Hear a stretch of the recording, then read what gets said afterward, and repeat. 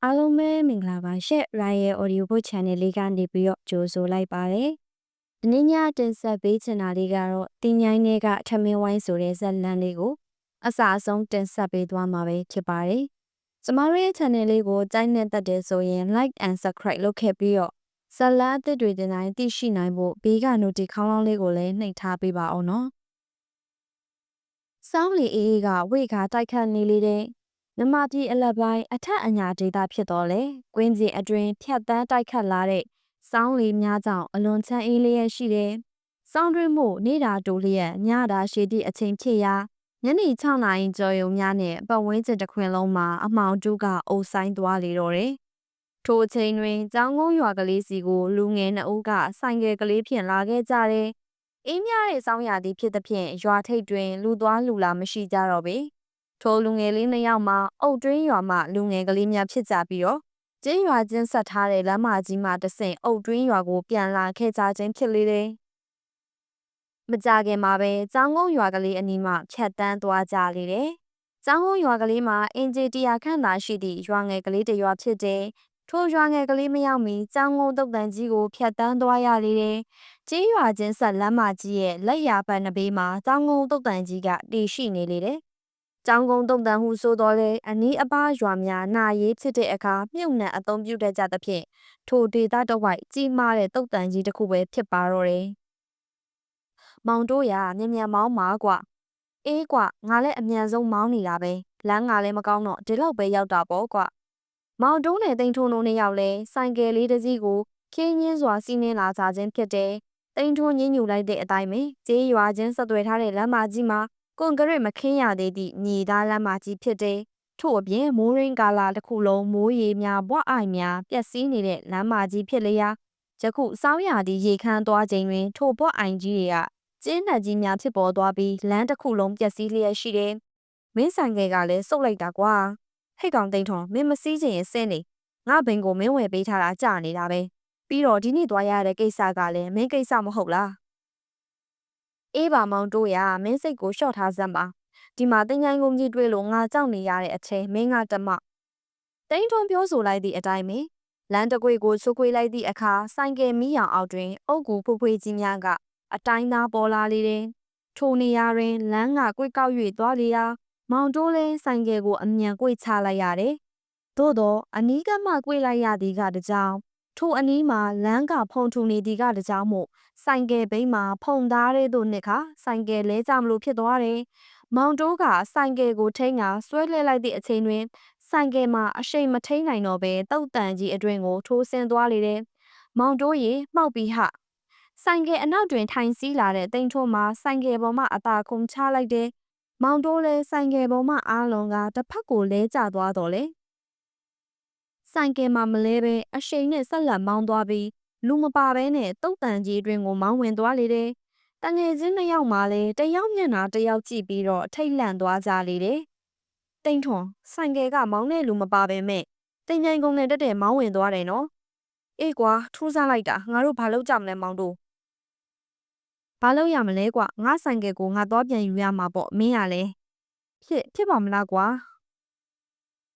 တိန်ထွန်းကတစ်ချက်ရေးရွတ်လိုက်ခါတုတ်တန်ကြီးအတွင်ကိုကြည့်လိုက်မိတယ်။တစ်ပင်ကြီးများနဲ့အုပ်ဆိုင်စွာပေါက်နေတဲ့တုတ်တန်ကြီးမှာညအမောင်တွင်အလွန်ကြောက်စရာကောင်းနေလေတယ်။အုတ်ကူဖြူဖြူကြီးများကလည်းပြန့်ကျဲကတည်ရှိနေသလိုလူသိမ်များကိုမီးရှို့တဲ့တကြိုစက်ကြီးများကိုလည်းထီထီမမကြီးမြင်တွေ့ရလေတယ်။လာကွာဟဲ့ကောင်ဆိုင်ကယ်သွားရအောင်။မောင်တိုးကတိန်ထွန်းကိုအဖော်ခေါ်တော့လဲတိန်ထွန်းကမလိုက်ရဲပဲ။တိုးနဲ့တိန်ထွန်းလက်ကိုမောင်တိုးကပြေးဆွဲလိုက်ပြီးတုတ်တန်အတွင်းကိုအတူတူဝင်ခဲ့ကြတယ်။အုတ်ကူများကိုဖျက်ကျော်ပြီးနောက်တနေရာတွင်အုတ်ကူတစ်ခုနဲ့တိုက်မိကဘေးတိုင်လဲကျနေတဲ့ဆိုင်ကယ်ကိုတွေ့လိုက်ရသောကြောင့်သူတို့နှစ်ဦးအမြန်ပြေးလာကဆိုင်ကယ်ကိုထောင်လိုက်ကြတယ်။ဆိုင်ကယ်နဲ့တိုက်မိသည့်အုတ်ကူကြီးမှာအတော်အိုဟောင်းနေပြီဖြစ်ပြီးအုတ်သားများပင်ကွဲကျင်နေကြတယ်။ဟဲ့ကောင်မောင်တို့ဆိုင်ကယ်ကိုမြ мян ယူကွာငါတို့ထွက်ရအောင်။မောင်တိုးလဲဆိုင်ကယ်ကိုထောင်လိုက်သည့်အချိန်ဆိုင်ကယ်မှာဆက်ရက်သွားလေတယ်။တိုးနဲ့တောတန်ဖြစ်ဖွင့်ကဆိုင်ကယ်ကိုဆက်နိုးတော်လဲဆက်ကမနိုးတော့ပေ။ခြေထောက်ဖြင့်ဆက်တန်ကိုနင်းကနှိုးတော်လဲ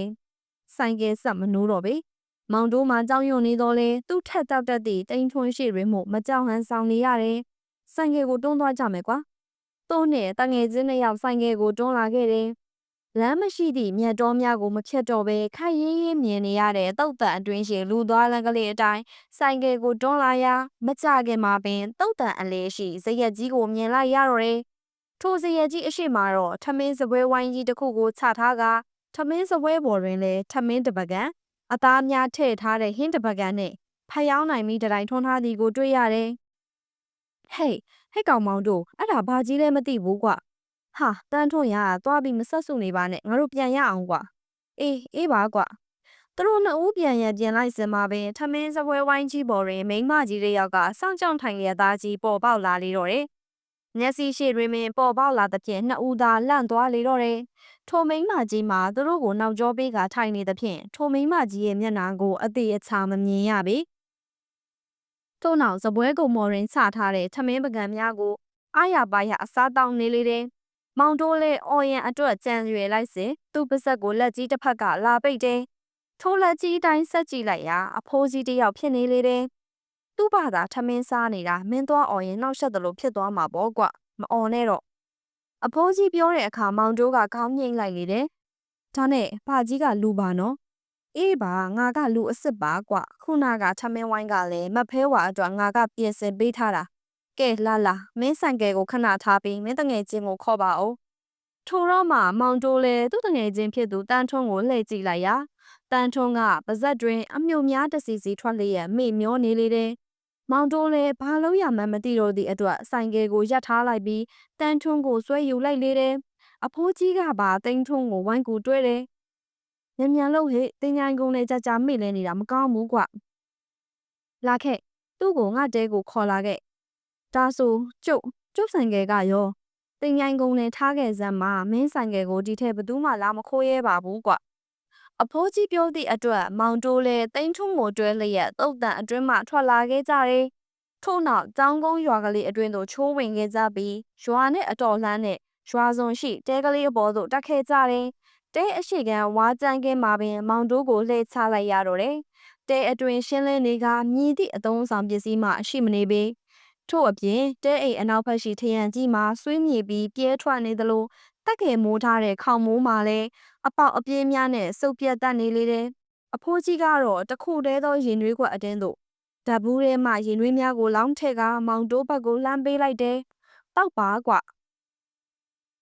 မောင်တိုးကရင်နွေးကွက်ကိုလှမ်းယူလိုက်တော့လဲမတောက်သေးပဲခွက်ကိုသာကင်ထားလိုက်တယ်ရင်နွေးများရဲ့အနှွေးတဲ့ကြောင့်မောင်တိုးလက်များလဲနှွေးထွေးသွားရတယ်ဒီကနေလမ်းကြည့်ရင်လမ်းကိုမြင်ရတယ်လမ်းမှာဆိုင်ကယ်တွေဘာတွေတွေ့တယ်ဆိုရင်တော့မင်းအကိုညီပြေးတောင်းလို့ရတာပေါ့ကွာမောင်တိုးလဲခေါင်းငိမ့်လိုက်တယ်ထို့နောက်တဲကိုတစ်ချက်ဝေးကြည့်လိုက်ပြီးတော့အဘကဒီမှာနေတာလားယာယီပဲဆိုပါတော့ကွာဒါနဲ့ခုနကတင်ញိုင်ကုန်းထဲကထမင်းဝိုင်းကဘာလုပ်တာလဲမင်းအဲ့ဒီအကြောင်းတွေကိုသိကျင်သွားပြီမဟုတ်လားမောင်တိုးလဲခေါင်းငိမ့်လိုက်မိတယ်အေးသိကျင်ရင်ငါပြောပြမယ်တို့ရွာမှာတော့ဒီအကြောင်းကိုတော်တော်များများသိနေကြပါပြီကွဒီလိုနဲ့အဖိုးကြီးကမောင်တိုးအားဇက်ကြောင်းတစ်ခုကိုပြောပြလေတော့တယ်အင်ဂျီတရားမပြည့်စောင်းကုန်းရွာကလေးမှာကြက်သမားကြော်ကြီးဆိုလျင်မတိတဲ့သူမရှိပေအမြဲတမ်းတောက်စားမှုရဲ့ရန်ကားနေသူတဦးလည်းဖြစ်တယ်စက်တိုက်လည်းအလွန်ဝါသနာပါတယ်အားလျင်သူ့ရဲ့တိုက်ချက်များကိုအမြဲလေးကျင့်သင်ကြားပေးနေလေတယ်အမြုတေရှိရာအမြုတေစုသည်ဟုတဲ့စကားအတိုင်းကြက်သမားကြော်ကြီးနဲ့တွဲဖက်ညီသူများမှာပေါက်ကြီးနဲ့ပြူးကျဲတို့ပင်ဖြစ်တယ်ကြော်ကြီးကကြက်ဝါသနာပါတဲ့အတိုင်းသူတို့ကလည်းကြက်ဝါသနာပါကြတယ်သို့တော့ကိုပိုင်ကြက်မရှိသဖြင့်ကြက်ကောင်းဝင်ရန်လဲမတတ်နိုင်သဖြင့်ကြော်ကြီးနားမှာတပည့်ခန်းတွေကကြက်ပညာကိုလည်းသင်ကြားနေကြတယ်ကြော်ကြီးကလည်းကြက်နိုင်ပေါက်ကြီးနဲ့ပြူးကျဲကိုမမေ့သဖြင့်သူတို့သုံးဦးမှာဆရာတပည့်ဟုဆိုသည်ထက်တငယ်ချင်းသုံးဦးဟုဆိုလျင်ပိုမှန်ပေလိမ့်မယ်ကြော်ကြီးမှာသပင်ပူကီနစ်ဖြစ်ပြီးကြက်သမားအရက်သမားဟုမထင်ရလောက်အောင်တောက်တောက်ပြောင်ပြောင်ဝစ်စင်တတ်တော်လဲပေါက်ကြီးကတော့ကတုံးပြောင်ပြောင်ပစိုးတူတူနဲ့လက်မောင်းများတွင်စေးမြင်ကြောင်များအပြည့်ထိုးထားကအဝေးမှကြည့်လျက်မဲလူမိုက်တအုံးမှန်းသိသားတယ်ကျူးကျဲမှလည်းစွတ်ကျဲလက်ပြတ်ဘောင်းမီတို့ကိုအမြဲဝစ်စင်လေးရှိပြီးမျက်လုံးမှာအနှဲငယ်ပြူးထွက်နေသည့်အတွက်ကျူးကျဲဟုခေါ်တယ်ကြက်သမားကြော်ကြီးကြက်သမားတဲ့ကွယခုလဲရွာပြင်တောရန်တနေရာမှာစော်ဝိုင်းကောင်းနေပြီဖြစ်တယ် ကျော်ကြီးရဲ့တိုက်တိုင်းနိုင်တဲ့တပ်ဖကြီးနဲ့အတူအုတ်တွင်းရွာမှာတပ်ဖတကောင်အပြိုင်တိုက်တဲ့ပွဲဖြစ်တယ်။တားကြီးရင်ထိုးလိုက်စမ်းပါကွ။တပ်နှစ်ကောင်တိုက်နေသည်ကိုကျော်ကြီးကဘေးမှကြည့်ကသူ့တိုက်ချက်ဖကြီးကိုအမျိုးမျိုးပြောဆိုကအားပေးနေလေတယ်။သို့တော့ဒုတိယအကြော့မှာပဲကျော်ကြီးချက်ကပြိုင်နေပြီဖြစ်တယ်။တချီမှာတော့ကျော်ကြီးရဲ့ချက်ကိုတစ်ဖက်ချက်မှခြေဖြင့်ခတ်လိုက်ရာကျော်ကြီးချက်ဖကြီးရဲ့မျက်လုံးတစ်ဖက်ပေါက်ထွက်သွားတယ်။ချက်ဖကြီးမှာကွင်းအတွင်ပတ်ပြေးနေလေတယ်။ဟာဟာဟာဒါလားကွကျော်ကြီးရဲ့ချန်ပီယံချက်ဟာဟာဟုတ်ပါဟဲ့ပြေးတဲ့နေရာမှာတော့ချန်ပီယံပဲကွာလူအများကဝိုင်းဝန်းလောင်ပြောင်ကြသဖြင့်ကျော်ကြီးလည်းမခံနိုင်တော့ပဲကွင်းအတွင်းကိုဝင်ကသူ့ချက်ဖကြီးကိုလှမ်းဆွဲလိုက်လေတယ်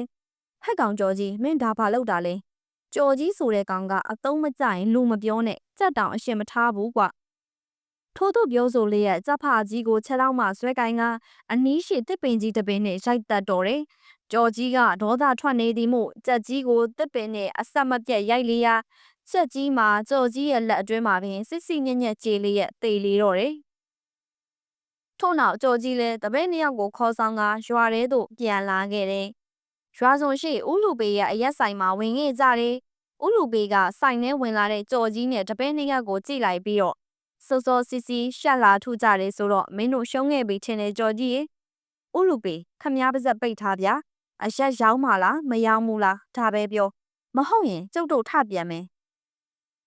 ကျော်ကြီးတို့မှာဦးလူပေဆိုင်တွင်အမြဲအားပေးနေတဲ့ဖောက်တယ်တွေဖြစ်သဖြင့်ဦးလူပေကဘာမှပြန်မပြောတော့ဘဲအရက်သုံးလုံးကိုစပွဲပေါ်တင်ပေးလိုက်တယ်အလွန်စိတ်ညစ်နေတဲ့ကျော်ကြီးမှာဦးလူပေချပေးတဲ့အရက်ပလင်းကိုကောက်ခိုင်းလိုက်ကဒီတိုင်းပဲမော့တောက်ချလိုက်တယ်ဟာဆရာသမားရေမရောတော့ဘူးလားရေမရောရင်အသေးစောတဲ့နော်ပြူးကျဲကဝင်ပြောလိုက်တဲ့အခါကျော်ကြီးကပြူးကျဲကိုဒေါသတကြီးကြည့်လိုက်တယ်ထို့နောက်လက်ထဲမှာပလင်းကိုချလိုက်ခါပြူးကျဲအားတထောင်ဖြင့်ထထောင်းလေတော့တယ်တပည့်ဖြစ်သူပြူးကျဲမှာကျော်ကြီးလို့သမျှတအားအားနဲ့အော်ကခံနေရတယ်ကျော်ကြီးက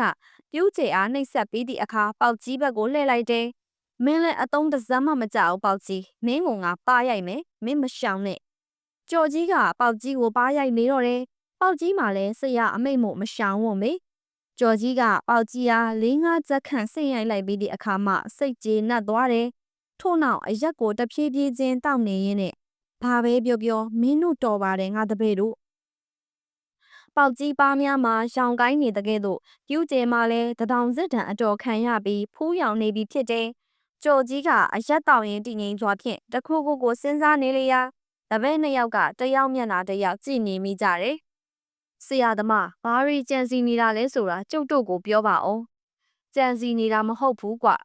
လုံရင်ကောင်းမလားမလုံရင်ကောင်းမလားဆိုတာဆုံးဖြတ်နေတာဒီလောက်ဆုံးဖြတ်ရခတ်နေရင်လဲလုံမနေပါနဲ့တော့ဆရာသမားရပေါက်ကြီးကပြောသဖြင့်ကြော်ကြီးကလက်ဝါးကိုရွေလိုက်တယ်ထို့အခါမှပေါက်ကြီးကတွန့်သွားလေတော့တယ်ဒီဟာလှုပ်လိုက်ရင်တို့ရွာမှာတိုက်တဲ့ပွဲတိုင်းငါနိုင်မှာကွပြူးကျဲကမျက်လုံးများပုံမပြူးသွားလေတယ်ဟာဒါဆိုလောက်ပါလောက်ပြဆရာသမားဒီနေ့ဟိုဘက်ရွာကစက်သမားတုတ်ကြီးရဲ့မျက်နှာကိုဆရာသမားမြင်လိုက်တယ်မဟုတ်လားပြူးကျဲပြောလိုက်တဲ့အခါကြော်ကြီးကတစ်ချက်ပြန်စဉ်းစားလိုက်တယ်ထို့နောက်အန်ကိုတိတ်လိုက်ပြီးတော့အေးဒါကြောင့်လဲငါလောက်ကိုလုံးမရမှာဒီကောက်မျက်ခွက်ဒီကောက်အကြည့်ကိုငါမကြည့်ဘူးကွာထို့နောက်ကြော်ကြီးကအိတ်ကတ်ထဲမှာပတ်စံများကိုနှိုက်လိုက်တယ်ပြူးကျဲအားပတ်စံ900လှမ်းပေးရင်ပြူးကျဲမင်းကအမဲသားနှစ်ပိတ်သာတော့ဝယ်လာခဲ့ပြူးကျဲလည်းပတ်စံကိုလမ်းယူလိုက်တယ်ထို့စဉ်ကအမဲသားတစ်ပိတ်သာ250သာရှိတယ်ထို့နောက်ပေါက်ကြီးကိုကြည့်လိုက်ရင်းနဲ့ပေါက်ကြီးမင်းကတော့ဇပွဲဝိုင်းကြီးတစ်ခုရှာခဲ့ကွာဒီညက်နေပဲငါလိုချင်တယ်ဟုတ်ကဲ့ပါဆရာသမား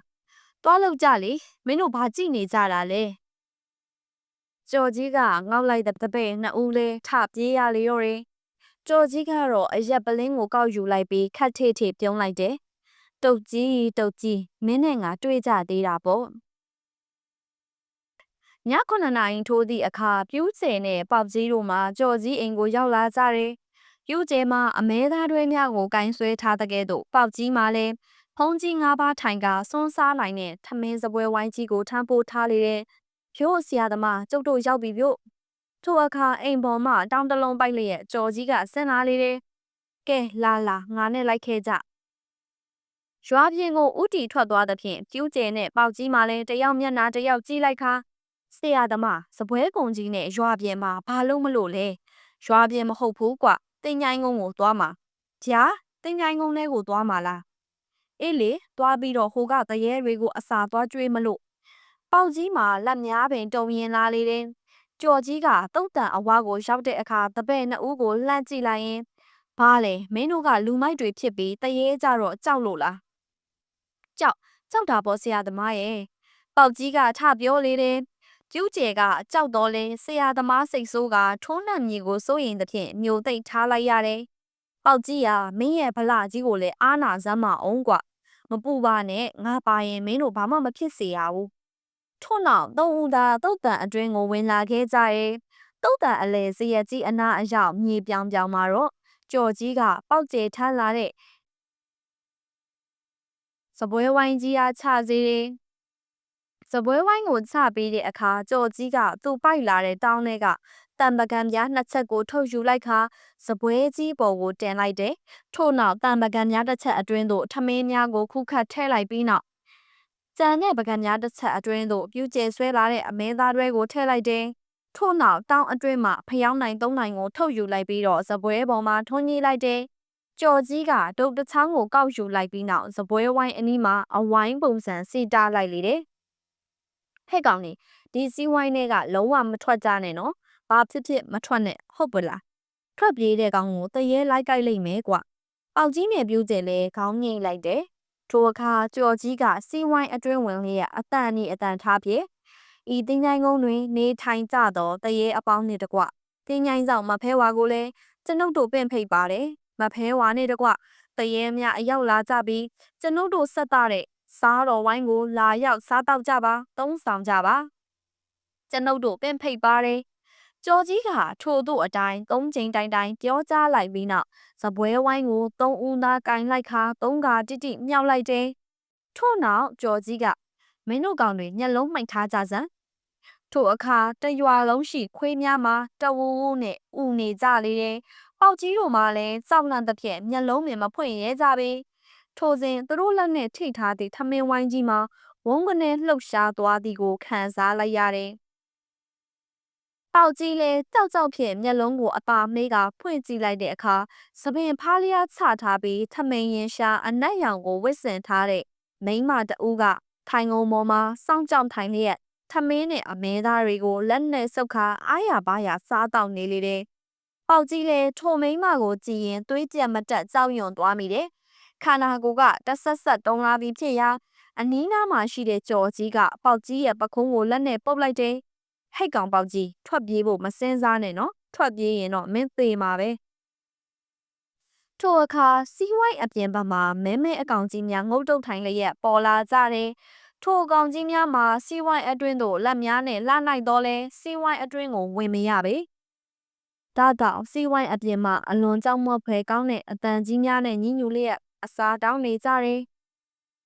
အတန်နှက်ကြီးများနဲ့ဘလုံးပထွေတလုံးချင်းအစာတောင်းနေကြတယ်ထို့အခါခုံပေါ်မှာငုတ်တုတ်ထိုင်ပြီးစားတောက်နေတဲ့မိန်းမကြီးကအမဲသားတွေကြီးကိုဆွဲကစီးဝိုင်းအပြင်ကိုပြစ်ချပေးလိုက်ရာမဲအကောင်ကြီးများမှာအမဲသားတွေထံသို့တဲကြီးမဲကြီးပြေးလွှာသွားပြီးအသားတွေကိုတယောက်တစ်ဖက်စီလူယူကိုက်ချက်၍စားတောက်လိုက်ကြသည်မှာ1မိနစ်ခန့်မကြာလိုက်ပြီးထို့နောက်ထိုမိန်းမကြီးကထမင်းပကံကိုလက်ဖြင့်ကင်လိုက်ပြီးနောက်ပတ်ဝန်းကျင်ကိုကျဲပတ်လိုက်လေရာခွေးပေါက်ကလေးများနဲ့တူတဲ့အကောင်သေးသေးကလေးများကအုံနဲ့ကျင်းနဲ့ပြေးလာကြတယ်။ထို့နောက်မြေပေါ်မှာကျနေတဲ့ထမင်းစေးတွေကိုတလုံးချင်းစီကောက်ခါအလူအရက်စားတောက်နေကြလေတယ်။ပေါက်ကြီးတယောက်ထိုအကောင်ကလေးများကိုကြောက်လန့်တကြားကြည့်နေစမှာပင်စပွဲပေါ်မှာထိုင်နေတဲ့မိန်းမကြီးကပျောက်ကွယ်သွားလေတယ်။သူတို့အနီးမှာထိုင်နေကြတဲ့မဲအကောင်ကြီးများသာမကမြေပြင်မှာရှာစားနေကြတဲ့အကောင်သေးသေးလေးများပါပျောက်ကွယ်သွားကတုတ်တန်ကြီးတစ်ခုလုံးပကတိအတိုင်းတိတ်ဆိတ်သွားလေတော့တယ်။ထိုအခါကြော်ကြီးကမတ်တက်ထရက်လိုက်ပြီးနောက်လက်နှစ်ဖက်ကိုလေပေါ်သို့မြောက်တင်လိုက်ရင်းနဲ့အခုလိုသုံးဆောင်ပေးကြတဲ့အတွက်ကျေးဇူးတင်ပါတယ်။တင်းញိုင်းမှာရှိတဲ့တရေအပေါင်းနဲ့တင်းញိုင်းတော့မဖဲဝါကိုလည်းကျေးဇူးအထူးတင်ပါတယ်။ကျွန်ုပ်တို့နောက်တစ်ခါတိုက်မဲ့စက်ပွဲကိုလည်းနိုင်အောင်ကူညီပေးပါ ထို့သောကူညီပေးပါကကျွန်ုပ်တို့9ရက်ပြည့်သည့်အခါတိုင်းယခုကဲ့သို့မဖဲဝါနှင့်တင်ញိုင်းအတွင်းမှတရေများကိုထမင်းဝိုင်းဖွဲ့ကလာရောက်ကျွေးမွေးပါမည်ဟုကတိပေးပါတယ်ကျွန်ုပ်တို့လွန်ဝင်ဆန္ဒများကိုလည်းတည်မြောက်အောင်စောင့်ပါပါကြော်ကြီးဟော်ပြီးတဲ့အခါတုံ့တန်ကြီးတစ်ခုလုံးမှာစုညံအော်ဟစ်တန်များကဲ့သို့သောအတန်ကြီးများလူအများအားပေးလက်ခုပ်တီးတဲ့အတန်ကြီးများကဲ့သို့အတန်များပေါ်ထွက်လာပြီးနောက်ရုပ်ချီးပင်တိတ်ဆိတ်သွားလေတယ်။ကဲအောင်မီဟိုက်ကောင်တွေအဲ့ဒီစပွဲကိုရွာတဲ့တယ်မလားနဲ့ဒီနားကတနေရရမှာသာထောင်ထားလိုက်ကြပကံတွေကိုလည်းတနေရရမှာဝှက်ထားလိုက်ကြကွာ။ပြုစေကဒါဆိုဆရာသမားမရှေ့ပွဲမှာနိုင်ပြီပေါ့နော်။ပြုစေရဲ့အမေကိုကြော်ကြီးကကောင်းငင်ခါဖြေဆိုလိုက်တယ်။တိတ်သေးကြတာပေါ့ကွာ။မနှက်ဖြန်မနှက်ရောက်တာနဲ့မင်းကဟိုဘက်ရွာကိုသွားပြီးတော့တုတ်ကြီးကိုသွားစိန်ခေါ်စမ်းကွာကြိုက်တဲ့ကြေးသာပြောလို့ပြောလိုက်အေးဒါပေမဲ့ချင်းနေနေရကတော့တို့ရွာထဲမှာဖြစ်ပါစေဟုတ်ကဲ့ပါဆရာသမားသူတို့တုံးဦးလဲတင်းញိုင်းအတွင်းမှာခြေလန်းသွက်နဲ့ပြန်လာခဲ့လေတယ်နောက်တစ်နေ့မနက်မိုးလင်းသည်နဲ့ပြိုးကျဲမှာကြော်ကြီးခိုင်းထားတဲ့အတိုင်းတစ်ဖက်အုပ်တွင်းရွာကိုတောက်ရောက်ခါချင်းဆိုရလေတယ်အုပ်တွင်းရွာမှာចောင်းကုန်းရွာကဲ့သို့ရွာကလေးတစ်ရွာမဟုတ်ပဲရွာကြီးတစ်ရွာဖြစ်တယ်။အင်ဂျင်တစ်ထောင်နီးပါးရှိပြီးအလွန်စီကားတဲ့ရွာကြီးတစ်ရွာဖြစ်တယ်။နေ့လည်ရောက်သည့်အခါကြော်ကြီးနဲ့ပေါက်ကြီးတို့မှာထိုင်နေကြအိုးလူပေးရဲ့အရက်ဆိုင်မှာထိုင်ကပြူးကျဲရဲ့သတင်းကိုစောင့်နေကြလေတယ်။မတာခင်မှာပြူးကျဲကအပြေးတစ်ပိုင်းရောက်လာတယ်။ဘလို့လဲကွပြူးကျဲရဆရာသမားမှာတဲ့အတိုင်းပဲကျုပ်ဒီကောင်းကိုစိန်ခေါ်ခဲ့တယ်။ဒီကောင်ကတော့ဆရာသမားကိုနိုင်ထားတယ်ဆိုပြီးမြောက်ကြွဖြစ်နေတာဗျ။အေးလေပြီးရောမင်းတို့ကြည့်နေပါ။ငါတို့မနေ့ကအစီရင်တွေလောက်ထားတယ်။ဒီကောင်းကြက်ဘလောက်ကောင်းကောင်းငါကြက်ကိုရှုံးရလိမ့်မယ်။ဒါနဲ့ဆရာသမားမှာကြက်ကောင်းမှမရှိပဲ။မပူပါနဲ့ကွာငါအိမ်မှာမွေးထားတဲ့ကြက်ပေါက်တစ်ကောင်ရှိတယ်။ဒီကောင်ကကြက်ပေါက်ဆိုပေမဲ့တိတ်ရဲတဲ့ကောင်ကွာ။ဒီကောင်ကိုစမ်းသုံးကြည့်ရမယ်။တို့နဲ့3ရက်ကြာတဲ့အခါចောင်းကုန်းရွာတုတ်တန်အနီတော်လန်ကလေးတွေ၌ကြက်ဝိုင်းဖွဲ့ကြလေတယ်။အခြားကြက်သမားများလည်းဝိုင်းတိုက်မြည်ဆိုတော့လေအဓိကကြက်ပွဲမှာတော့အုတ်တွင်းရွာမှာတုတ်ကြီးနဲ့တောင်းကုန်းမှာကြက်သမားကြော်ကြီးတို့ရဲ့မကြေပွဲဖြစ်လေတယ်။ကြီးများမှာလည်းတိုက်ကြီးခေါ်ထားသဖြင့်အများစုကစိတ်ဝင်စားနေကြလေတယ်။မကြမီစက်တိုက်မဲ့ဝိုင်းအတွင်းသို့တုတ်ကြီးကသူ့ချက်ဖကြီးကိုပိုက်ခါဝင်လာလေတော့တယ်။ကြော်ကြီးမှလည်းသူ့ရဲ့ကြက်ပေါက်ကိုပိုက်ခါဝင်လာခဲ့တယ်။တုတ်ကြီးကကြော်ကြီးကင်ထားတဲ့ကြက်ကိုတွေ့တဲ့အခါရှင်မောလျက်ဟာမင်းရဲ့ကြက်ပုံစံကြည့်ရတာငါကြက်ဖကြီးရဲ့အသားလောက်ပဲရှိပါရောလားဒီလိုကြက်သားပေါင်းနဲ့ငါရဲ့ကြက်ကြီးကိုမင်းနိုင်မယ်ထင်လို့လားကြော်ကြီးကဒေါသထွက်သွားတော့လေနိုင်ဝက်ကိုသိနေသည့်အတွက်မဖြုံတော့ပဲခတ်ထေးထေးသာပြုံးနေလိုက်တယ်အေးပါကွာဟက်ကောင်တုတ်ကြီးမင်းကငါစိန်ခေါ်တာဆိုတော့မင်းကြိုက်တဲ့ကြီးကိုခေါ်စမ်းကွာထိုအခါတုတ်ကြီးကလက်ညှိုးတစ်ချောင်းထောင်းလေးတယ်တညပဲမင်းမိမနဲ့ငါ့ကိုတညပေးအိတ်ဆန်းကွာကြော်ကြီးတိတ်ခါကိုတုတ်ကြီးကစော်ကားသွားခြင်းဖြစ်လေတယ်ကြောက်ဝိုင်းအတွင်းရှိလူများအားလုံးကကြော်ကြီးမြည်ကဲ့သို့တုံပြန်မြည်ကိုစိတ်ဝင်တစားနဲ့ကြည်နေကြလေတယ်ကြော်ကြီးကအေးလူမေခေါင်းငိမ့်လိုက်တယ်ကောင်းပြီလေမင်းပြောတာကိုငါလက်မခံနိုင်စရာမရှိပါဘူးထိုအခါတုတ်ကြီးကပြုံးလိုက်ရင်းနဲ့ကြော်ကြီးကငါကမင်းမိမကိုတညပဲယူမှာနော်တုတ်ကြီးစွမ်းသိပြီးမင်းမိမကငါနှောင်းလိုက်လာရင်တော့ငါအပြစ်မဟုတ်ဘူးကွဟာကြော်ကြီးကလည်းခတ်မှာပဲကောင်းပြီငါကိုကြတော့မင်းကမိန်းမပေးဖို့ပြောတယ်မင်းကြတော့လူပြိုလူလွတ်ဆိုတော့တကယ်လို့မင်းရှုံးရင်ငါကိုဘာပြန်ပေးမလဲကွာဟိတ်ကောင်ဟာအေးလေငါကလည်းမိန်းမကိုတောင်းဆိုတာကိုမင်းကသာဒီကြက်နဲ့ငါကိုနိုင်သွားရင်တော့ကြော်ကြီးရငါမင်းကိုငါနှမထွေးမုံနဲ့ပေးစားလိုက်မယ်နားလေလားတုတ်ကြီးနဲ့အုတ်တွင်းရွာသားများမှာရင်မောနေတယ်ပြူးကျင်တဲ့ပေါက်ကြီးတို့မှာမခံမရက်နိုင်ချစ်ခါလက်ပါကျင်တော့လဲကြော်ကြီးကတားလိုက်တယ်မလုံနဲ့ငါကောင်တွေစိတ်လျှော့ထားကြက်သမားဆိုတာကြက်ချင်းအနိုင်ယူရတယ်ကွလက်ပါလို့မဖြစ်ဘူးတို့နဲ့ကြက်ဝိုင်းစားတော့တယ်တုတ်ကြီးကသူ့ကြက်ဖကြီးကိုအနီးကအမိန်ပေးတော့လဲကြက်ဖကြီးမှာကြက်ပေါက်ကိုရခင်ငါလိုအားနဲ့မန်းနဲ့မတိုက်ပဲပေါ့တန်တိုက်ခိုင်နေတယ်ကြက်များမောသွားသည့်အခါကြက်ပွဲကိုတချီနားလိုက်တယ်မကြခင်မှာဒုတိယအချီစလေတယ်ဒုတိယအချီမှာတော့ကြော်ကြီးရဲ့ကြက်ပေါက်မှာစတင်တိုက်ခိုက်လေရာတ တုတ်ကြီးရဲ့ကြက်ဖာကြီးမှလည်းလေပြန်လှည့်ကထွက်ပြေးနေရတယ်။တစ်ချက်မျှမတိုက်ခိုက်ပဲကြက်ပေါက်တိုက်ခိုက်သမျှကိုခံနေရသဖြင့်တုတ်ကြီးအလွန်ဒေါသထွက်လာခဲ့တယ်။တုတ်ကြီးကမင်းကြက်ဖကတိုက်အောင်ပါလား။မာရသွန်ပြေးပွဲဝင်ပါလားကွ။တကယ်ပြေးပဲပြေးနေတော့တာပဲ။ကြော်ကြီးပြောလိုက်တဲ့အခါတုတ်ကြီးမှာအလွန်ဒေါသထွက်သွားပြီးသူ့ကြက်ဖကြီးဟာရေများနဲ့တဖူးဖူးမှုတ်လေတယ်။မကြမီမှာပင်ကြော်ကြီးရဲ့ကြက်ပေါက်မှာတုတ်ကြီးကြက်ကိုတက်ခွတ်လေးရတုတ်ကြီးကြက်ဖမှာအထိနာသွားပြီးနောက်မြေပြင်ကိုဘိုင်းကနဲ့လဲကျသွားကစီနှချောင်းမိုးပေါ်ထောင်လေးရဲ့ဆက်ငင်ဖြစ်သွားလေတော့တယ်။တုတ်ကြီးမှာကိုကြက်ဖကိုကြည့်ပြီးအလွန်အံ့အားသင့်နေလေတယ်။တေသွားပြီဟဲ့တုတ်ကြီးရဲ့ကြက်ဖတေသွားပြီ။ထိုအခါကျောင်းကုန်းရွာမှာကြက်သမားများကထအော်ကြလေတယ်။ကြော်ကြီးကတော့ခပ်ပြုံးပြုံးနဲ့တုတ်ကြီးကိုကြည့်လိုက်တယ်။ထွေးမုံမင်းလေးကငါမယားဖြစ်တော့မှာပါလားကွဟာဟာဟာထိုအခါတုတ်ကြီးတယောက်မျက်နာမဲနေလေတော့တယ်။ဘာလဲတုတ်ကြီးမင်းပြောထားတဲ့လောင်းကြီးကိုမင်းကတိတီနော်ကွ။တုတ်ကြီးကတောက်တစ်ဆက်ခောက်လိုက်တယ်။ကောင်းပြီထွေးမုံကိုမင်းဘယ်နေလိုချင်တယ်လဲ။အခုတော့မရဘူး။နောက်နေ့မှမင်းနဲ့ငါနဲ့ချိန်ပြီးငါနှမကိုမင်းစီကိုပေးမယ်။ကြော်ကြီးကလက်ခုပ်လက်ဝါးတီးလိုက်ခါဟာကြိုက်ပြီဟဲ့။တုတ်ကြီးရဲ့ဂရိစကားကိုတော့ငါလေးစားသွားပြီကွာ။နောက်တစ်ပတ်ကြာရင်မင်းညမထွေးမုံကိုဟောဒီတို့ရွာတုတ်တန်တဲ့ကိုခေါ်လာခဲ့စမ်းပါတုတ်ကြီးကမကြေမချမ်းဖြစ်ခါကြက်ဝိုင်းမှထွက်ခွာသွားလေတယ်နောက်တနေ့ညမှာတော့ကြော်ကြီးခိုင်းသဖြင့်ကျူးကျဲနဲ့ပေါက်ကြီးတို့မှလည်းထုံးစံအတိုင်းတမကန်များနဲ့ထမင်းဟင်းတွေကိုတည်ဆောင်လာတယ်ဇရက်အတွင်းဇရက်အောင်နာမှာထောင်ချထားတဲ့စပွဲဝိုင်းကိုထုတ်ခင်းလိုက်တယ်ထုံးစံအတိုင်းထမင်းနဲ့အမဲသားတွေကိုတင်ကာတင်ငိုင်အတွင်းမှာရှိတဲ့တရေတွေနဲ့မဖဲဝါကိုခေါ်၍ကျွေးမွေးလေတယ်ကြော်ကြီးမိမကလည်းကြော်ကြီးရိုက်သမျှအထူးသမျှကိုခံရသူမို့ကြော်ကြီးအားဘာမှပြန်မပြောရဲပေဒီလိုနဲ့ကြော်ကြီးမှာမိမအသိရမဲ့အရေးကိုတွေးကပျော်ရွှင်နေလေတယ်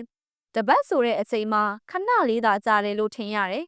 ထိုညမှာတော့ကြော်ကြီးကရေမိုးချိုးဝစ်စားပြင်ဆင်လျက်တပင်းနှစ်ယောက်နဲ့အတူတူတုတ်တန်ကိုထွက်လာခဲ့တယ်တုတ်တန်အတွင်းရှိဇရက်ကြီးထဲမှာဖျောင်းနိုင်မိအလင်းရောင်ကလေးကိုတွေ့လိုက်ရတဲ့အတွက်ကြော်ကြီးလည်းဇရက်အနီးကိုလာခဲ့တယ်ထိုအခါဇရက်ပေါ်မှာတော့တုတ်ကြီးတစ်ယောက်ထိုင်နေလေတယ်ဟိုက်ကောင်တုတ်ကြီးဗမလဲကွာမင်းနှမထွေးမုံတုတ်ကြီးကဇရက်ပေါ်မှာခုန်ဆင်းလိုက်ခါကြောမှာလွယ်ထားတဲ့ငှက်ကြီးတောင်သားကိုထုတ်လိုက်တယ်ငါနှမတော့မပါဘူးအဲ့ဒီအစားမင်းလေပင်ကိုဖြတ်မဲ့ဓားပဲပါလာခဲ့တယ်ပေါက်ကြီးနဲ့ပြူးကျဲတို့မှအရှိကိုထွက်လာကြပြီးနောက်ဆရာသမားထွက်ပြေးတော့ဒီကောင်းကိုကျုပ်တို့ခုခံထားလိုက်မယ်ထိုအခါကြော်ကြီးကပြူးကျဲကိုပခုံးပုတ်လျက်အရှိတို့ထွက်လိုက်ခါဟိုက်ကောင်တုတ်ကြီးဓားပြတိုင်းကြောက်ရမယ့်အထဲမှာကြော်ကြီးမပါဘူးကွထိုအခါတုတ်ကြီးကလေတစ်ချက်ချွန်လိုက်လေရာ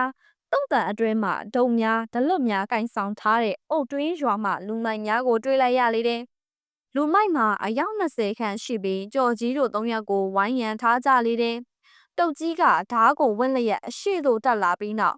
ဟိုက်ကောင်ကြော်ကြီးငါတို့ကလူ20လောက်ရှိတာမင်းတို့က3ယောက်ထဲငါတို့တကယ်လို့ရင်မင်းတို့3ယောက်အပိုင်းပိုင်းပြတ်သွားမယ်ဆိုတာနားလေသလား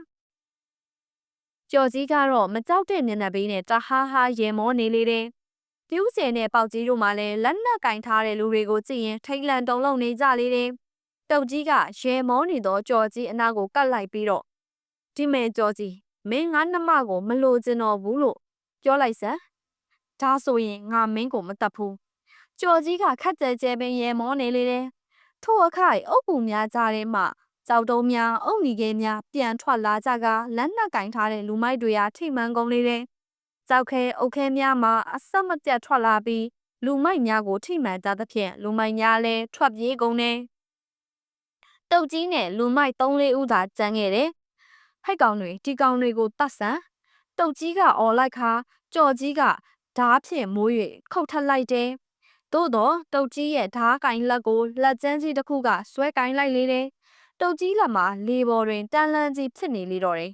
တုတ်ကြီးကအသေးအချာကြည့်လိုက်တဲ့အခါအလွန်ရှည်လျားတဲ့အရက်ရှိပြီးတော့တကိုယ်လုံးမဲနက်နေတဲ့အကောင်ကြီးတစ်ကောင်မှာတုတ်ကြီးရဲ့လက်ကိုဖမ်းချုပ်ထားလေတယ်ထိုအခါတုတ်ကြီးနှပေးမှလူမိုက်များမှာကြောက်လန့်တကြားထွက်ပြေးကြလေတယ်ကြော်ကြီးကရှင်မောလျက်ဟာဟာတုတ်ကြီးမင်းကငါနယ်မြေမှာငါ့ကိုလူစွာလာလှုပ်ချင်နေတယ်ပေါ့ဟုတ်သလားမဟုတ်ပါဘူးကြော်ကြီး ကျော်ကြီးကတုတ်ကြီးပခုံးကိုပုတ်လိုက်ပြီးတော့ကဲပါဒီတခါမင်းအလှဲ့မင်းနှမငါ့ကိုပေးမယ်ဆိုရင်မင်းကမတတ်ဘူးတုတ်ကြီးဘာမှပြန်မပြောနိုင်တော့ပေထို့နောက်ဒေါသကထွက်လာလေတယ်ဟိတ်ကောင်ကျော်ကြီးမင်းကိုငါနှမထွေးမုံကိုလုံးဝမပေးနိုင်ဘူးကွာမင်းငါ့ကိုတတ်ချင်ရင်တတ်ပြစ်လိုက်ကျော်ကြီးကရေကျဲကျဲနဲ့အရက်ရှိရှိနဲ့အကောင်ကြီးကိုကြည့်လိုက်ခါကဲငါကောင်ကြီးမင်းကြားတယ်နော်ဒီကောင်ကိုမင်းတို့လှုပ်ချင်တာသာလှုပ်လိုက်ကြတော့ထိုအခါထိုလူကြီးကတုတ်ကြီးအားလေပေါ်ဆွဲတင်မြှောက်လိုက်ပြီးနောက်အမောင်တို့အတွင်းသို့ဆွဲခေါ်သွားလေတယ်တုတ်ကြီးရဲ့အတန်နဲ့ကြီးဖြင့်အော်တန်ကြီးမှာသုံးတန်ကြီးတစ်ခုလုံးကိုဖုံးလွှမ်းသွားလေတယ်ထိုအချိန်မှစ၍တုတ်ကြီးအားမြည်သူမှထပ်မံမတွေ့ရတော့ပေထိုနောက်ပိုင်းမှာတော့ကျော်ကြီးရဲ့နာမည်ပြောင်းသွားလေတော့တယ်ကျက်လောကမှာတိုက်တိုင်းနိုင်တဲ့ကျော်ကြီးဆိုပြီးနာမည်တွင်သွားလေတယ်ထိုနာမည်အတိုင်းပင်စောင်းကုန်းရွာအနီးကကြောက်ဝိုင်းဖွဲတဲ့အခါတိုင်းကျော်ကြီးရဲ့ကြက်ကိုနိုင်အောင်တိုက်နိုင်မတိုက်နိုင်ကြကျော်ကြီးရဲ့ကြက်သည်ပွဲတိုင်းနိုင်လျာထိုကြက်ဖကြီးကိုလက်ကီးဟုပင်အများကနာမည်ပေးထားကြလေတယ်ဒါလိုနဲ့အချိန်တစ်နှစ်ခန့်ကြာလာပြီဖြစ်တယ်စောင်းညမို့အလွန်ချမ်းအေးနေလေတယ်ပြူးကျဲလဲကျော်ကြီးအိမ်စီကိုလာခဲ့တယ်ဆရာသမားငွေနဲ့လောက်ပေးပါအောင်အမဲသားတော့ဝင်မလို့ကျော်ကြီးမှာအရက်တော်မူးနေပြီဖြစ်တယ်ထိုနေ့လေကကြောက်ဝိုင်းတဝိုင်းတွင်အစီကြီးနိုင်ထားသည်မို့အောင်ပွဲခံနေခြင်းလည်းဖြစ်တယ်ပြူးကျဲပြောလိုက်တော့အခါကျော်ကြီးကပြူးကျဲရဲ့နရင်ကိုလက်နဲ့ရိုက်လိုက်တယ်အမဲသားကဘာလို့မလို့လဲကွမင်းမိတွေကိုသွားကြွေးမလို့လားပြူးကျဲအံ့အားတင့်သွားတယ်ကျွန်တော်တို့သိန်းချိုင်းကုန်းမှာထမင်းတင်ကြွေးတာတပတ်ပြည့်ပြီလေဆရာသမားရဲ့အဲ့ဒါစီစဉ်ရအောင်မယ်မဟုတ်လားစော်ကြီးကမျက်နာကြီးကိုရှုံမဲလိုက်ပြီးတော့တော်စမ်းပါကွာအမြဲတမ်းကြွေးနေရအောင်ဒီကောင်မကငါမရားကြနေတာပဲစော်ကြီးကအရက်တစိုက်မောတောက်လိုက်သေးတယ်ပြီးတော့ပွဲတိုင်းနိုင်နေဆိုတာကလည်းငါကြက်ကောင်းတာလဲပါတယ်ကွာသူတို့ကြီးလောက်တာမဟုတ်ရပါဘူးကွာတကယ်ခွတ်တော့ငါကြက်ကခွတ်ရတာဒီကောင်မဝင်ခွတ်တာမှမဟုတ်တာငါတော့ဆက်ပြီးမကျွေးနိုင်တော့ဘူးဖြစ်ပါမလားဆရာသမားရဲ့တိတ်ဖြစ်တာပေါ့ကွာအလက်ကအပို့အလုပ်တွေမလုပ်နဲ့ငါချက်တော့တွေညောင်းနေတယ်နှိပ်ပေးစမ်းပြူးကျဲတယောက်ကြောက်ကြောက်လန့်လန့်နဲ့ကြော်ကြီးရဲ့ခြေသလုံးကိုနှိပ်ရတော့တယ်ထိုညတော့ပြူးကျဲနဲ့ပေါက်ကြီးတို့မှအလွန်ထိတ်လန့်နေမိတယ်မကောင်းမှုပြူးကျဲငါအထင်တော့ဒီတင်းချိုင်းကုန်းတွေကတရေကြီးတွေကဒုဆရာသမားကိုလာတတ်လိမ့်မယ်ထင်တယ်ကွအေးလေဘာပဲဖြစ်ဖြစ်စောင့်ကြည့်ကြတာပေါ့ကွာသို့တော်လည်းနောက်3ပတ်ခန့်ကြာသည့်အထိဘာမှထူးထူးဆန်းဆန်းဖြစ်မလာသည့်အတွက်ကြော်ကြီးရောပြူးကျဲနဲ့ပေါက်ကြီးတို့ပါပေါ့ပေါ့ရော့ရော့နေခဲ့ကြလေတယ်။တလတင်းတင်းပြည့်တဲ့ညထိုညကအေးတက်ပိုးနေလေတယ်။ကြော်ကြီးရဲ့အိမ်မှာလည်းစက်သမားများအရက်သမားများကမိုးရစ်တောက်စားကစောင်းအေးနဲ့ကိုင်းနေကြတယ်။မကြခင်မှာအိမ်ရှိမှတကောင်ကြက်တုံတန်ကိုကြားလိုက်ရတယ်။ပြီးနောက်တရွာလုံးကခွေးတွေဆွဆွငငယ်ထအူလာကြတယ်။ရွာပြင်မဟစ်အော်လာတဲ့ခွေးများမှာတဖြည်းဖြည်းရွာလမ်းမကြီးအတိုင်းဟစ်အော်လာပြီးတော့ကြော်ကြီးတို့အိမ်နဲ့နီးလာတယ်။ပေါက်ကြီးနဲ့ပြူးကျဲတို့လည်းလန့်နိုးသွားပြီးတော့အိမ်အောက်တနေရာမှာပုံအောင်ကအခြေအနေကိုကြည့်နေမိနေတယ်။ထို့အချိန်လာရောင်ကထိန်ထိန်သားနေလေရာမကြခင်ရွာလမ်းမကြီးအတိုင်းအလွန်ကြီးမားတဲ့ခွေးငှက်ကြီးတစ်ကောင်လမ်းလျှောက်လာတာကိုမြင်လိုက်ရတယ်။ခွေးငှက်ကြီးရဲ့အနောက်မှာလည်းရွာခွေးများကဟစ်ဦးကတန်းစီလိုက်လာခဲ့ကြတဲ့နောက်ဆုံးကြော်ကြီးအိမ်ရှိကိုရောက်တဲ့အခါမှခွေးငှက်ကြီးကရက်တန့်သွားလေတယ်။ခွေးငှက်ကြီးကသူ့ကောင်းကိုမိုးပေါ်ထောင်ကဆွဲငင်နဲ့တစ်ချက်ဦးလိုက်တယ်။ထို့နောက်ခွေးငှက်ကြီးမှာခါကုန်းကမတ်တက်ရက်လိုက်လေရာလူတဦးအသွင်ကိုရုပ်ချီးပြောင်းလဲသွားလေတယ်။ခန္ဓာကိုယ်အောက်ပိုင်းမှာဘာဝစ်ချမှန်မသေးကွဲတော့လဲအလွန်နှက်မောင်ရှည်လျားပြီးဖွာလန်ကျဲနေတဲ့သပင်ကြီးများနဲ့မိမကြီးတဦးဖြစ်မှန်းသိလိုက်ရတယ်။ထိုမိမကြီးကကြော်ကြီးအိမ်ရှိမှာခါထောက်လိုက်ပြီးတော့ဟဲ့ကြော်ကြီးဆိုတဲ့အကောင်ထွက်လာခဲ့စမ်းအတန်နဲ့ကြီးဖြင့်အော်ဟစ်လိုက်လေရာကျူးကျင်နဲ့ပေါက်ကြီးတို့လည်းသူတို့အနားမှာအိတ်ပျော်နေကြတဲ့အရက်သမားတွေကိုလှုံ့နိုးကြတယ်ဒါပေမဲ့အဲ့လူတွေကပါရိုက်နိုးနေတော့မနိုးကြပဲလူသေးကြီးတွေကဲ့သို့ငြိမ်သက်နေသေးတယ်ထိုစဉ်လှိမ့်လိမ့်အိမ်လေကအတိုင်းကြော်ကြီးကတလှမ်းချင်းဆင်းလာနေတယ်သို့တော့ကြော်ကြီးရဲ့လမ်းလျှောက်ပုံမှာတောင်တောင်ကြီးဖြစ်နေလေတယ်နင်လားငါကိုစော်ကားတာမဟုတ်ပါဘူးကျုပ်မစော်ကားပါဘူးတပတ်တစ်ခါကျွေးရမယ်ဆိုတာနင်ပေးထားတဲ့ဂတိနော်ငါကအဲ့ဒါလိုဂတိပြတ်တဲ့လူတွေကိုလုံးဝမကြိုက်ဘူးကြော်ကြီးကဘာမှပြန်မပြောပဲ ထိုမိန်းမကြီးကကြော်ကြီးကလက်ညှိုးထိုးပြီးတော့နင်ငါနဲ့လိုက်ခဲ့ရမယ်ထိုအခါပြူးကျယ်နဲ့ပေါက်ကြီးတို့ကအိမ်အောက်မှပြေးထွက်လာကြပြီးတော့ကြော်ကြီးရဲ့လက်ကိုဆွဲလိုက်တယ်ကြော်ကြီးရဲ့လက်များခြေများမှာအလွန်အေးဆက်ခါတောင့်တင်းနေလေတယ်ဆရာသမားတတိထားပါအောင်ကြော်ကြီးမျက်နှာမှာလည်းအလွန်တည်ငြိမ်လျက်မျက်လုံးကြီးများမှာအဝါရောင်အလင်းများတောင့်နေလေတယ်ထိုမိန်းမကြီးစီကိုတလှမ်းချင်းသွားနေသဖြင့်ပေါက်ကြီးနဲ့ပြူးကျယ်တို့မှာကြော်ကြီးအားခြေကန်ဆွဲတော်လဲဆွဲ၍မရပဲတဖြည်းဖြည်းနီးကပ်သွားလေတယ်ထိုအခါထိုမိန်းမကြီးကကြော်ကြီးအားခါမှထမ်းဖို့ကပခုံးတွင်တင်လိုက်တယ်ကြော်ကြီးမှလည်းကြောက်ရွံ့ကြီးတရုပ်အလားတောင့်တောင့်ကြီးပါသွားတော့တယ်မဖဲဝါကြီးထင်တယ်ပေါက်ကြီးပြောနေစင်မှာပင်မဖဲဝါကြီးကတလှမ်းချင်းလျှောက်သွားတော့တယ်15လလောက်လျှောက်ပြီးတဲ့အခါမှာတော့ပေါက်ကြီးတို့နှစ်ဦးကိုလှည့်ကြည့်ပြီးကြောက်စရာကောင်းတဲ့အပြုံးကြီးနဲ့ပြုံးပြလိုက်လေရာပေါက်ကြီးနဲ့ပြူးကျယ်တို့နှစ်ယောက်မှာတတိလက်ခါမေ့မျောသွားကြလေတော့တယ်နောက်တနေ့မှာတော့တကယ်ပါတကြီးကကျုပ်တို့ပြောတာကိုယုံပါဆရာကျော်ကြီးကိုမဖဲဝါကဖမ်းသွားတာပါကျော်ကြီးမှာနေရင်ထိုင်ရင်ပျောက်ဆုံးသွားတယ်သူတပည့်နှစ်ယောက်ဖြစ်တဲ့ပေါက်ကြီးနဲ့ပြူးကျယ်တို့ကိုခေါ်မေးတဲ့အခါမှာလေထိုကဲ့သို့သာပြောဆိုနေလေတယ်မင်းတို့ပြောတာဖြစ်နိုင်ပါမလားကွဟုတ်ပါတယ်ဆိုတကြီးကကျုပ်တို့ခွေးယူတန်တဲ့အတူခွေးနှက်ကြီးရွာထဲဝင်လာတာကိုမြင်လိုက်ရတာထိုအခါတကြီးကရွာသားတွေဘက်ကိုလှည့်လိုက်ပြီးတော့ကဲအဲ့ဒီညကခွေးနှက်ကြီးတွေလာတယ်တရွာလုံးခွေးတွေဥတယ်ဆိုတာဘသူကြားလိုက်ကြသေးလဲရွာသားတွေကတယောက်မျက်နှာတယောက်ကြည့်လိုက်ပြီးတော့ကောင်းခါလိုက်ကြတယ်ရွာသားတယောက်ကထပြောတယ်အဲ့ဒီညကကျုပ်တညလုံးအိတ်မပျော်ပါဘူးဗျာသူတို့ပြောသလိုခွေးဥတာတွေခွေးနှက်ကြီးဝင်တာတွေကိုလုံးဝမသိလိုက်ဘူးဒီကောင်တွေရှက်ထုတာများလို့ရိုးကြောင်မူးကြောင်နဲ့ရှောက်ပြောနေတာနေမှာတကြီးရဲ့တို့နဲ့ကြော်ကြီးမှာရွာမတိတ်တဆိတ်ပျောက်သွားတော့တယ်ရွာသူရွာသားများလည်းထင်သေးမျိုးမျိုးပေးကြတော့လဲပေါက်ကြီးပြောတဲ့စကားကိုဘယ်သူမှမယုံကြပေဆရာသမားမရှိတော့တဲ့အတွက်ပြူးကျယ်နဲ့ပေါက်ကြီးတို့မှဝေးလေးလေးဖြစ်နေကြတယ်တရက်ဥလူပေအရက်ဆိုင်မှာထိုင်နေရင်တို့ဆရာသမားသေသွားပြီဆိုတော့အဲ့ဒီထမင်းဝိုင်းကိစ္စလည်းပြီးတော့ပြီထင်နေနော်ပေါက်ကြီးဒါဘောကွထမင်းဝိုင်းကငါတို့လောက်တာမှမဟုတ်ပဲတို့ဆရာကျော်ကြီးလောက်တာကိုအေးလေဒါဆိုရင်လည်းပြီးတာပါပဲသူသေးသွားတာလည်းခက်ကောင်းကောင်းပဲကွ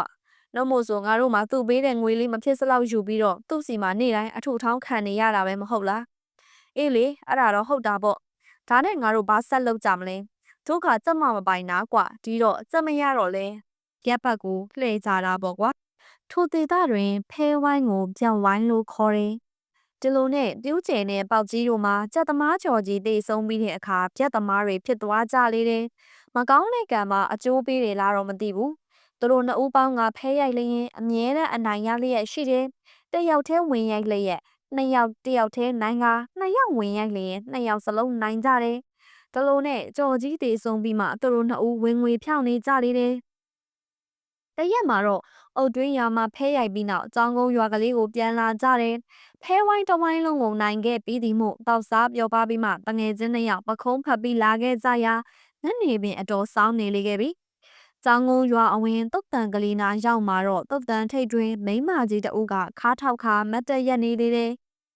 တာမန်လူများထက်အရက်အနှင်းငယ်ပုံမြင့်ပြီးထွားထွားကြိုင်ကြိုင်နဲ့မိန်းမကြီးဖြစ်တယ်ပေါက်ကြီးကထိုမိန်းမကြီးကိုမြင်ခဲ့တော့လေပြူးကျယ်ကတော့အမှုမဲ့အမဲမဲ့ပဲတုတ်တန်ထိတ်ဆိုင်းပုံနာရောက်တဲ့အခါထိုမိန်းမကြီးကသူတို့ကိုလက်ရက်ခေါ်တယ်ဟဲ့အကောင်တွေငါစီလာကြစမ်းထိုတော့မှသူတို့နှစ်ဦးရင်ထိတ်သွားတယ်ဟာပြူးကျယ်ငါတို့ကိုမဖဲဝါကြီးခေါ်နေပြီကွသူတို့ထွက်ပြေးရန်ကြိုးစားလိုက်တော့လေကိုခြေထောက်များပင်ကိုမသေးခြင်းအောင်ဖြစ်သွားတယ်ထိုမြမကသေးခြေထောက်များမှာမလန်းလျှောက်ပါတော့လေသူ့အလိုလိုပင်မဖဲဝါနာသို့ရောက်သွားလေရာမကြခင်မဖဲဝါနဲ့လက်တကန်းကွာကိုရောက်သွားခဲ့တယ်နင်တို့ဆရာတည်သွားတယ်ဆိုပြီးနင်တို့ကထမင်းဝိုင်းမဆက်တော့ဘူးလားမဖဲဝါစကားပြောလိုက်တိုင်းဗဇက်အတွင်းမှာလူသေးပုံနှံကဲသို့နန်စော်နေတဲ့ညီးစော်ကြီးကိုရရှိတယ်ဟာဗျာခမည်းကိုတပတ်တစ်ခါထမင်းဝိုင်းဆက်မယ်ဆိုတာကြုတ်ပြောခဲ့တာမှမဟုတ်တာနင်တို့၃ယောက်စလုံးပြောခဲ့တာပဲနင်တို့၃ယောက်စလုံးအတူတူလှုပ်ခဲ့ကြတာပဲမဟုတ်လားဒါနင်တို့ကိုနောက်ဆုံးအကြိမ်နဲ့တတိပေးတာနင်တို့ထမင်းဝိုင်းမဆက်ရင်နင်တို့ဆရာကြော်ကြီးနောက်ကိုလိုက်ရမယ်မှတ်လက်ဖဲဝါမှာထို့သို့ပြောဆိုပြီးရုတ်ချီးပင်ကြောက်ကွဲသွားလေရာပေါက်ကြီးနဲ့ကျူးကျဲပင်အမူးများပြေးသွားလေတော့တယ် ထို့နောက်မှသတိရလာပြီးရွာစီတို့ခြေကုံတုတ်ခါပြေးခဲ့ကြလေတယ်တပတ်တစ်ခါကျွေးရမှာဆိုတော့မနှိပ်ပါဘူးကွာငါကတော့ရှင်းရှင်းပြောရရင်မကျွေးနိုင်ဘူးကွာအမဲသားဈေးကလည်းမသေးဘူးမဟုတ်လားပြူးချေကပြောဆိုသဖြင့်ပေါက်ကြီးပင်ထိတ်လန့်နေရတယ်ဒါဆိုငါတို့ကိုမဖဲဝါကလာခေါ်နေမှာပေါ့ကွာငါမှအကြံရှိပြီးသားပါကွာဒီမှာပေါက်ကြီးငါတို့ဂတိပေးထားတာက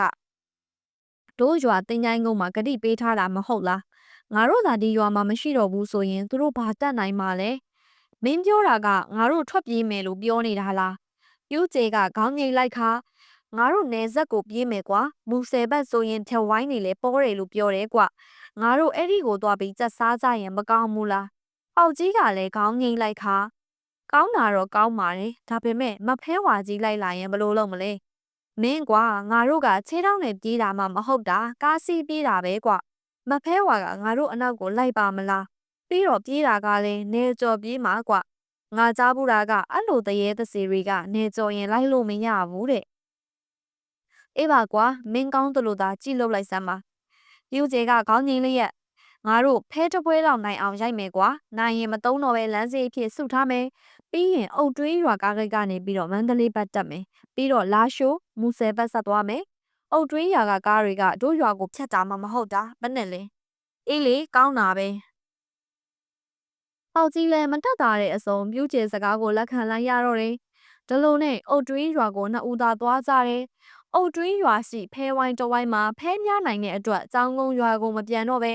အုတ်တွင်းမှာမန္တလေးတက်မြူကိုဆုံးဖြတ်လိုက်ကြတယ်။အုတ်တွင်းရွာမှာညအိပ်ပြီးနောက်တစ်နေ့မနက်စောစောထွက်မဲ့ကားနဲ့မန္တလေးကိုစီးရန်စီစဉ်လိုက်ကြတယ်။မနက်၄ နာရီမထိုးခင်အစောဆုံးကားနဲ့မန္တလေးကိုသွားကြမည်ဖြစ်တဲ့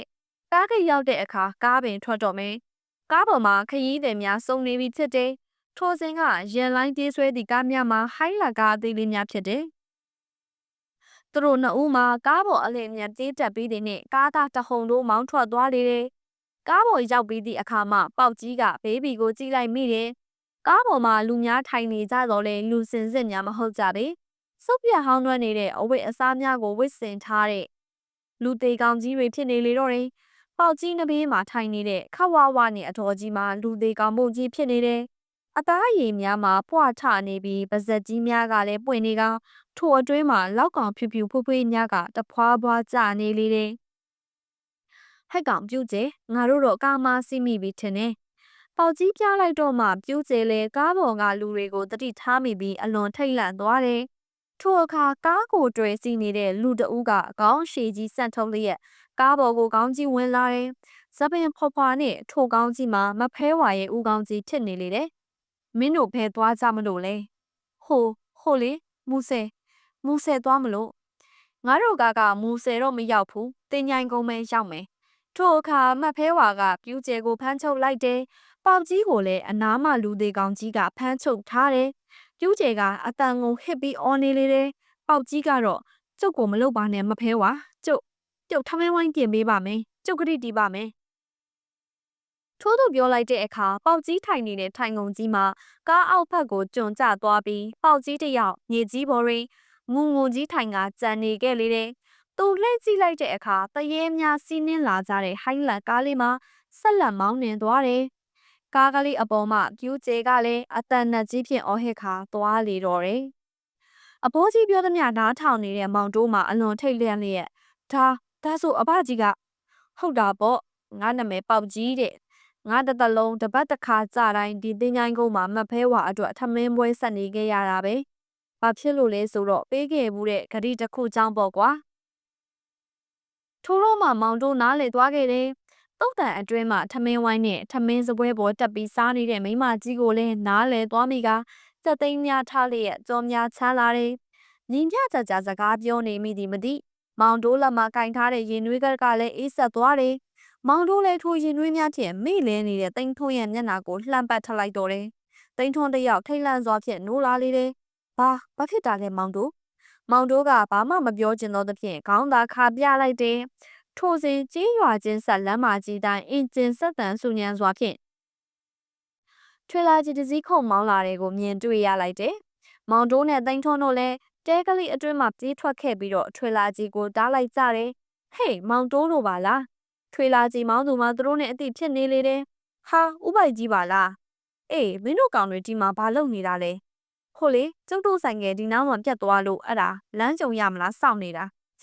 အေးငါလဲမနှက်စောစောအုတ်တိုက်ဆရာရှိလို့ထွက်လာခဲ့တာကဲလာတက်ကြသူတို့နှစ်ဦးထွေလာကြီးအနောက်ခန်းတွင်တက်ထိုင်လိုက်ကြတယ်ထိုစဉ်ဥပိုက်ကြီးကဟိုက်ကောင်တွေမင်းတို့ဆိုင်ငယ်ရောမတင်ဘူးလားဟာဥပိုက်ကြီးလည်းမျိုးထိုးပြလိုက်တဲ့နေရာကိုကြည့်လိုက်တဲ့အခါတုံ့တန်အဝင်အဝမှာသူတို့ဆိုင်ငယ်ကထောင်လေးရသားလေးရက်နေတယ်